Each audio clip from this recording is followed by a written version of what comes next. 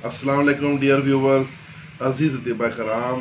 आज मैं औरतों के अमराज़ रहम बिलखसूस फैलोपियन ट्यूब की बंदिश का नुस्खा आप हज़रात के लिए पेश कर रहा हूँ। इसमें सुहागा सफ़ेद बरियाँ कर लें, 60 ग्राम सुहागा सफ़ेद बरियाँ, 10 ग्राम शीशा नमक, इन दोनों को खूब खर कर लें और इसमें हस्बे ज़रूरत शहद मिलाएं।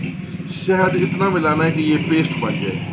ये इस पेस्ट में थोड़ा सा काटन लेके, जो साफ़ काटन हो, तो उसको इसमें थोड़ा सा मिक्स करके, ताकि ये जो पेस्ट है उस काटन में सही लग जाए, तो ये रात को औरत के वजाइना में अंदर रहम तक पहुंचा के रखवाना है। बेहतर होगा कि किसी दाया से रखवाया जाए। सुबह ये काटन निकाल दें, अंदर से बहुत सा गंद बला और पानी वगैरह गंदा निकलेगा। ये ख़ास तौर पर रहम की सफाई करेगा, रहम की सोजिश को दूर करेगा, रहम के वरम को दूर करेगा। रहम पर अगर कोई बद गोश्त बना हुआ है, जैसा कि फमे रहम पे बद गोश्त बन जाता है, उसको भी ये ख़त्म करता है। और लेकिन इसका ख़ास नफ़ा ये है कि फैलोपियन ट्यूब की बंदिश के लिए बहुत अच्छा है।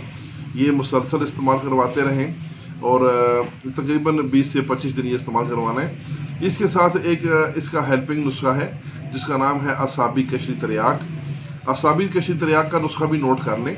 उसमें शीर मदार 10 ग्राम है, रेवन खताई 50 ग्राम, सुहागा सफ़ेद खाम 50 ग्राम और मलठी का सफूफ वो भी 50 ग्राम। तो ये तीनों चीज़ें 50-50 ग्राम है। उसमें शीर मदार 10 ग्राम मिक्स करें और इसके आप कैप्सूल भर लें 1 ग्राम वाले। ये सुबह शाम आपने कैप्सूल देना है और वो रात को रोज़ाना शाफा रखवाना है।